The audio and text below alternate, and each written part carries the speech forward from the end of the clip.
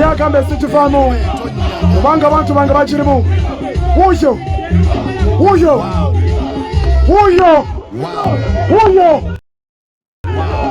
atobye tatava mu nkuba ogenda enkuba etonyera abasirikale tatako kabiriti aganye okuva mu nkuba mama kiremeddemu mukoco gwa sama Uganda media enkuba kiremeddemu wabula esimu obefefe aganye okuva mu nkuba vuga vidiyo agamba bugambisonga abasetuje bagaba batu wakikiro agamba bugambisonga laba mama bana laba mama ayimba ekigambo kimu ogamba otya mama awaga buwazi agamba people power our power balabye essuubi laba essuubi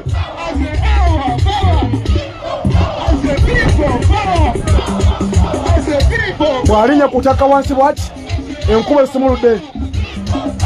You're watching Mordecai Marissa Live Political Commentary. Please consider subscribing to help grow Uganda's Voices of Struggle ecosystem. Thank you. I cannot appreciate you enough for using your valuable time to always go on social media, break down things for people.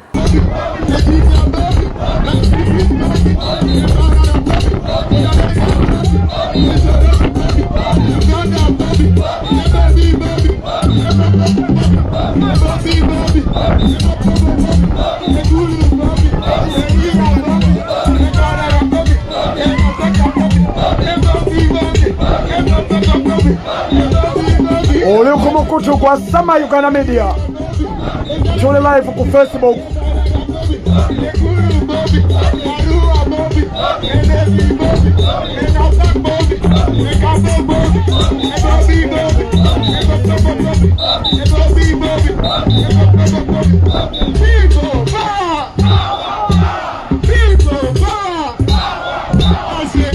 abasachuje babamuwe bagamba babatu wakikino bagamba bakiche batu wakino mukama badukanye batuyana nga yeta natuyana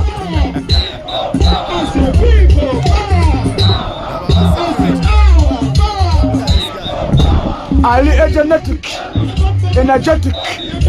energetic muvubuka mucho amanya ayina amagezi ayina future ayina anyirira buli kimu kiri kuye buli kimu mukama yakiwa ye.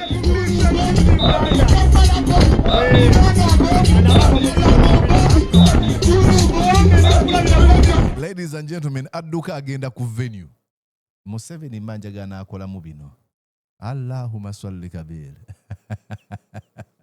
Anyways, video yekutemu I think you get the gist of the conversation. I think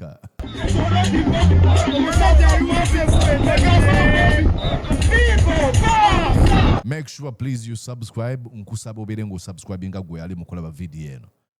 Mungere moyo kula ku. Laba mama bana. Laba mama. Wow. Ayimba ekigambo kimu ogamba otya mama awaga buwazi agamba people power our power balabye essuubi laba essuubi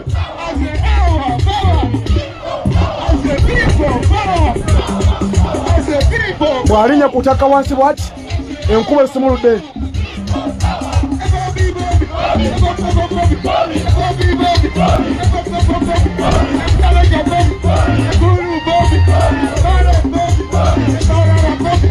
Nabagamba muto mutegevu muyivu ategeera alumirwa ensi ye ayina amaanyi arizoninga mulabe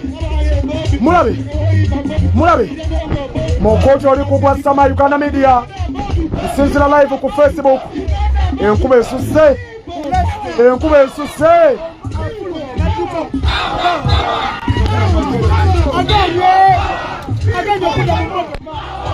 Enkuba etonya naye agaanye okudda mu motoka.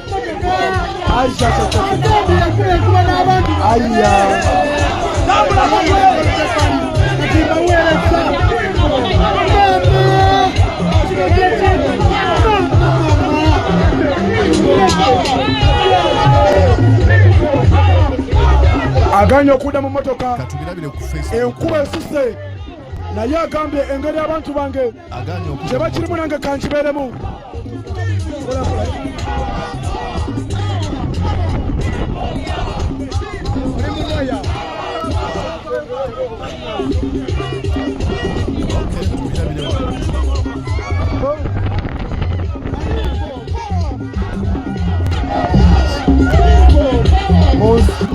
naye agambye sifaawo, agambye abantu bange abangoberera lwakimba nfamu.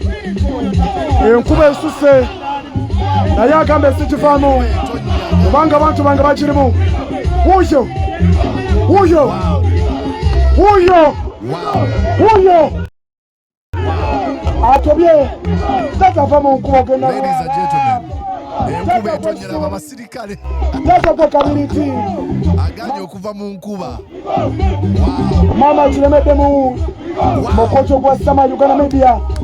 Enkuba kiremeddemu wabula esimu obwefeefe aganye okuva mu nkuba.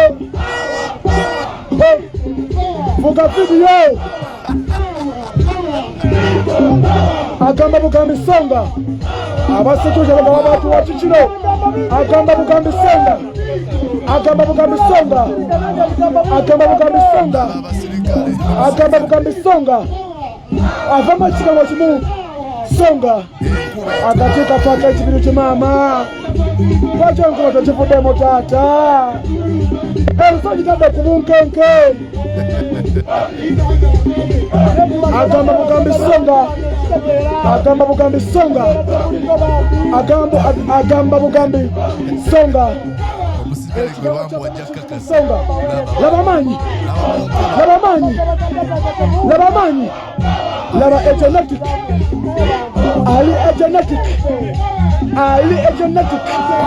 Amaanyi gayina egenetic ntegeeza amaanyi. Omulabye mukwano gwa Denmark bwamuwamu bayimbira abantu. Tuli mu nkuba bampita sama Uganda nyabe. Mulabe laba Bobi, laba president, laba civiliancy. Agambe emotoka muzieke.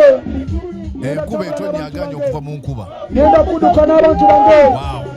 Katonda wange, Katonda wange. Nayogeddemu ne Saddam Magic oyo gw'olaba kutta omuzinda tugenda kuwayamu kambuulire bigenda mu maaso. Yagambye agenda kutuwa interview. Oteekeddwa okubeera subscribed waneeno ku mukutu okulaba interview. Subscribe now please. Musira mu masasi mu tear gas. Tugenda ku interviewinga Saddam Magic later. Omulabye enkuba esuse, enkuba esuse naye akiremeddemu. Kale kibihabu akiddukiremu, omusirikale ajja kakasa akiddukiremu. Omusirikale ayinza okuba kati awagira Bobi Wine, I'm telling you. Akiddukiremu nekibihabu akiddukiremu. Nyabe mwangi nze nantobyeho enkuba esuse owa security yenasiza kumukumu.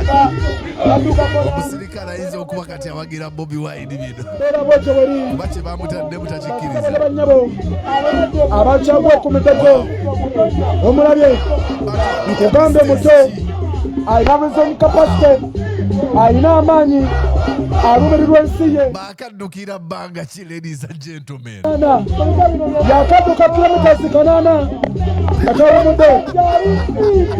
Yakadduka kilometers 8 katawumudde.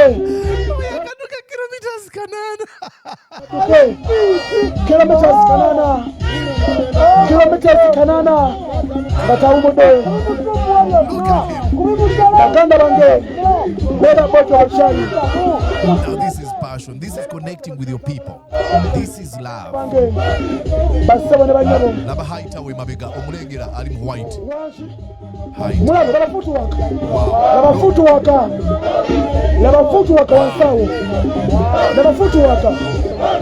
laba futuwaka yenna atobye kino kye bayita okutoba kati bino ne bagamba Bobi Wine alina omukisa laba futuwaka abasajja tebabuuza batuwa kiki kino abasajja tebabuuza batuwa kiki kino Katonda wange emmotoka yadde mu Lwisa bampita Sama Uganda okubanga nkuweereza kaka kayita ku mmotoka y'amawulire Mr. President anangadduka asinzeeko obusi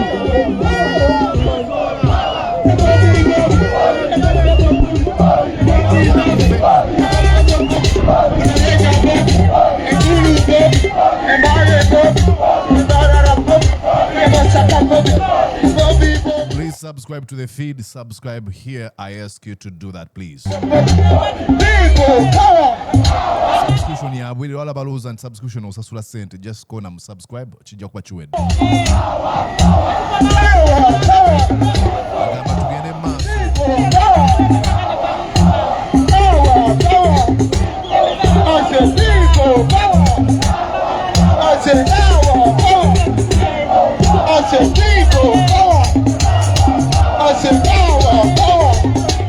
Savuli bali ayise da ebbanga panvu savuli bali ayise dda eryange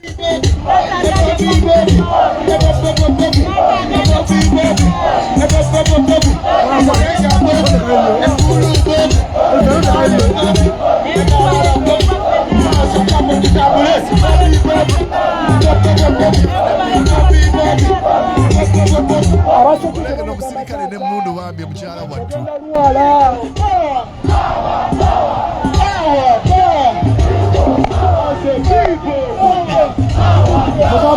agenze okuddayo ng'enkuba etonnya naye nga batuuyanye agenze okuddayo ng'enkuba etonnya naye nga batuuyanye abagambe mumpulidde abuuza abasekiwulite mumpulidde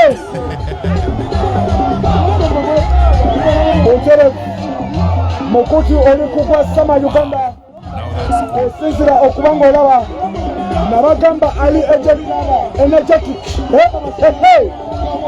nyaba wanti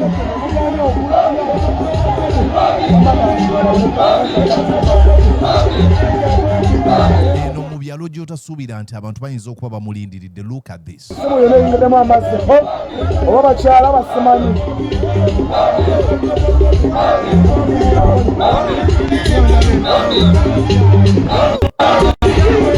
Mukutu kwa Sama Uganda Mukutu kwa Sama Uganda media osinzira okubanga olaba Ugandan flag is flying high. tuli Butaleja nabagamba simu kyako kamera Bambajjemu amasaati oba mbeera ki simu kyako kamera nyabo yawuba flag ya Uganda. Mukutu kwa Sama Uganda. Thank you Bobi Wine, thank you so much. Tuli mu kwolekera Butaleja enkuba efudde mba naye akiremeddemu Enkuba etonnya naye terikuumira abantu tebavaawo. That is charisma. That is love. That is passion. Abantu baganye okuvaawo enkuba etonnya. People are not going anywhere. But following a procession. naye bamuwolekera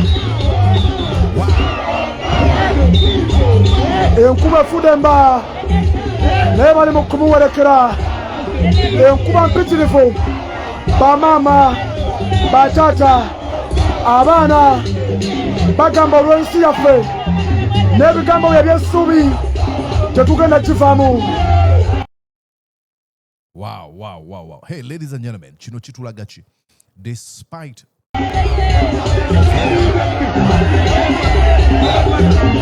Nyabo! Despite of all attempts to kill an idea, you can never eviscerate an idea. It is impossible. You can kill as many people as you may wish. Arrest, torture, but an idea can never be dismantled. Basabo ne banyabo abali ku mukutu gwa Sama Uganda media tuli live ku Facebook nayo naje musizira okubanga mundaba.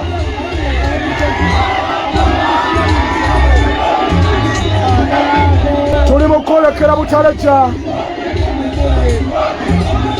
tuli mukolekera Butaleja. Mbera bwekyo bweri, mbera bwekyo bwekyatambula. Twolekera Butaleja, twolekera Butaleja. Abatya enkuba tebayingira mu convoy.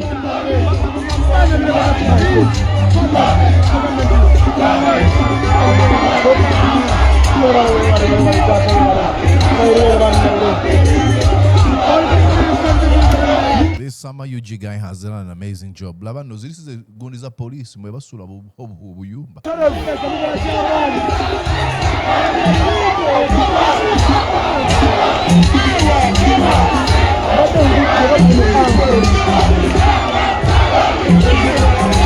Abasirikale begamye enkuba. Abagame muneketeko. Abasirikale abagame muneketeko. Bakido kiyingiramu. Butaleja, eyo Butaleja police.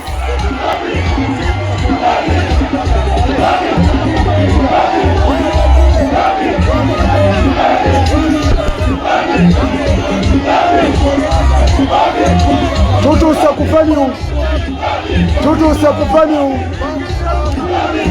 ku venue. Abasirikale bonna begamye enkuba. Tutuse ku venue. Abasirikale begamye enkuba. Batidde okuvaayo. Begamye enkuba.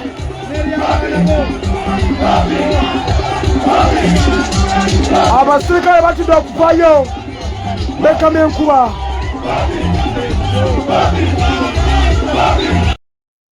Wow. Hii video atibajijeko. Anyways, kasaba tuuse ku venue. What an amazing. Katibayizo kwa ku internet bajankalanyizamu. You know Museveni's funny tactics. Mordecai Mulisa gwe mukutu. Please make sure that you do subscribe. Njakuba nkusima. What does this show us? That people are really fed up with the Museveni regime. People are really fed up with the Museveni regime. So how do we do this? Is we mobilize, we organize, and we take back what belongs to us, the Ugandan people. Not to allow a group of a few elites, a kleptocracy, that's the word, kleptocracy elite or group okubiranga etusala okubiranga etufuga akabinja ak'abantu abagagga kebayita kleptocracy, abagagga ab'enganda emikwano okubanga basala okubiranga batufuga. Ne batufugaza ne batujjako eddembe lyaffe ne batubbako buli kaffe. Tuteekeddwa okuva mu namba etalabwangako tulonde, then tukuuma akalulu ate tukalwanire bagezaako okubeera nga bakabba tukabanje kitukatako okukyusa eggwanga lyaffe. That's what it shows you. And it is such a very timely event because, like I say, election is not an event, but ultimately a fuka event singa abantu balonda naye ebeera process. It is such a timely process that is leading us to an event. Nti omuntu gwe tuyina is very passionate, is very energetic, visionary, and is a patriot. There's no doubt about that. You can even go back before he actually got involved in politics of Uganda, of our country. So, fenna tuveyo, but I just wanted you to see that. And then I'll post some other stuff later. Naye mbagambi tugenda kwaya muko ne Sadan Magic nanyumiza muko naye nangamba of course tulina okunyumya muko mubulire bigenda mu maaso. How is he able to do that? Come on. I mean, okay. You know the drill. Take a kendooza, wandika mu comment section, liking a video, ato subscribing. Go jigama nako ne mikwano jo. See you then. Did you enjoy what you just watched? I'm sure they did. I'm going to guess that you did. How about you consider subscribing to Mordecai Marissa Live YouTube channel? Thank you.